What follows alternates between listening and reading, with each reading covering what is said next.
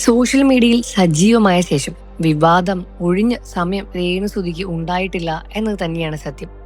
അതിനിടയിലാണ് ഇൻസ്റ്റാഗ്രാമിൽ Renu subscription ആരംഭിച്ചതും glamorous ആയുള്ള വീഡിയോകൾ സബ്സ്ക്രൈബേഴ്സിനായി പങ്കുവെച്ച് തുടങ്ങാനും ചെയ്യുന്നത്. എന്നാൽ അവയിൽ ചിലത് ഇടയ്ക്കിടെ ലീക്ക് ആകാറുമുണ്ട്. കഴിഞ്ഞ ദിവസം രേണുവിൻ്റേത് എന്ന പേരിൽ മോശമായ ചില വീഡിയോകളും സോഷ്യൽ മീഡിയയിൽ പ്രചരിച്ചിരുന്നു. അതിനെതിരെ പ്രതികരിച്ചെത്തിയിരിക്കുകയാണ് ഇപ്പോൾ രേണുസുതി രംഗത്ത്. തൻ്റെ സബ്സിൽ കയറി വീഡിയോകൾ ആസ്വദിച്ച ശേഷമാണ് ചിലവന്മാർ തന്റെ വീഡിയോ ലീക്കാക്കുന്നത് എന്നാണ് രേണു പറയുന്നത്. രേണുസുതി പറയുന്നത് ഇങ്ങനെയാണ്: രേണുസുതിയുടെ വീഡിയോ ലീക്കായ ശേഷം ഒരുത്തൻ കമന്റ് ഇട്ടു, ഇവനൊക്കെ സബ്സ്ക്രൈബേഴ്സിൽ കയറിയിരുന്ന് ആസ്വദിച്ച ശേഷമാണ് ഇവനൊക്കെ പിന്നീടത് പുറത്തെടുത്ത് വിടുന്നത്. സത്യം പറഞ്ഞാൽ ലൈവ് പോയതാണ്, അല്ലാതെ ആരുമായും പേഴ്സണലായി ചാറ്റ് ചെയ്തതോ വീഡിയോ കൊടുത്തതോ അല്ല.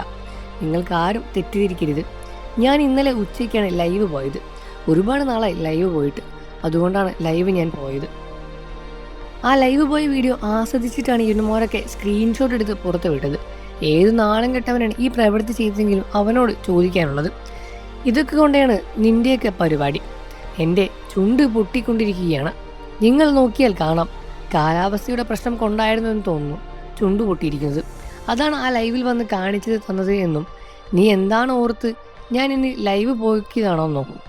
ഞാൻ ഇനിയും ലൈവ് പോകും. സ്ക്രീൻഷോട്ട് ഇട്ടവന്മാരെ പേടിച്ച് എനിക്ക് ലൈവ് പോകാതിരിക്കാൻ പറ്റില്ല. നീ ഇനിയും സ്ക്രീൻഷോട്ട് എടുത്ത് പുറത്ത് വിടടാ എന്നാണ് രേണു പ്രതികരിച്ച് രംഗത്ത് വന്നത്. രേണുവിൻ്റെ പ്രതികരണ വീഡിയോ വന്നതോടെ അനുകൂലിച്ചും പ്രതികൂലിച്ചും എല്ലാം കമൻറ്റുകൾ വന്നു. സത്യത്തിൽ നിങ്ങൾക്ക് ആ സ്ത്രീയെ നാണമില്ലാത്തത്. എല്ലാവരും വന്ന് കാണും, എന്നിട്ട് പിന്നെ അത് ആരെങ്കിലും പറയുമ്പോൾ അത് കുറ്റം. എല്ലാ വീഡിയോയും നിങ്ങൾക്ക് ചോദിക്കുന്ന ഒരു ചോദ്യമാണ് നാണമില്ലേ നാണമില്ലേ എന്നുള്ളത്.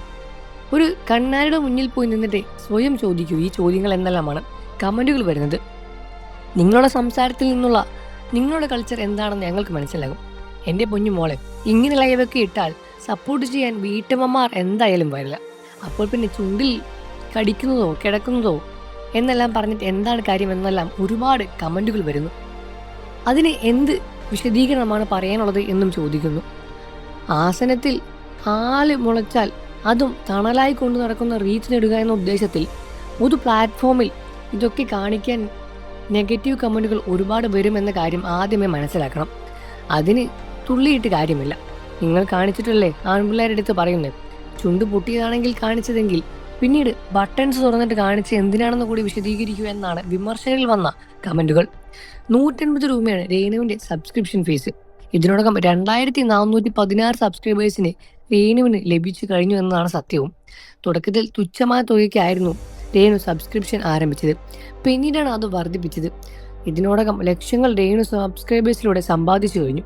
കൊല്ലം സുധിയുടെ മരണശേഷമാണ് രേണു ലൈംലൈറ്റിൽ സജീവമാകാൻ തുടങ്ങിയത് എന്നതും സത്യമാണ്. ഇതെല്ലാം തന്നെയാണ് വലിയ രൂപത്തിലുള്ള വിമർശനത്തിനും രേണുസുതിക്ക് കാരണമായി മാറിക്കൊണ്ടേയിരിക്കുന്നത്. എന്നിരുന്നാലും ഈ വിഷയങ്ങളിൽ നിങ്ങളുടെ അഭിപ്രായം എന്താണെന്ന് വീഡിയോയ്ക്ക് താഴെ കമൻറ്റ് ചെയ്ത് പറയുക. വാർത്തകളെയും വിശേഷങ്ങളെയും എത്രയും പെട്ടെന്ന് അറിയാൻ നമ്മുടെ വീഡിയോ ലൈക്ക് ചെയ്ത് ചാനൽ ഇപ്പോൾ തന്നെ സബ്സ്ക്രൈബ് ചെയ്ത് സപ്പോർട്ട് ചെയ്യണം ഫ്രണ്ട്സ്.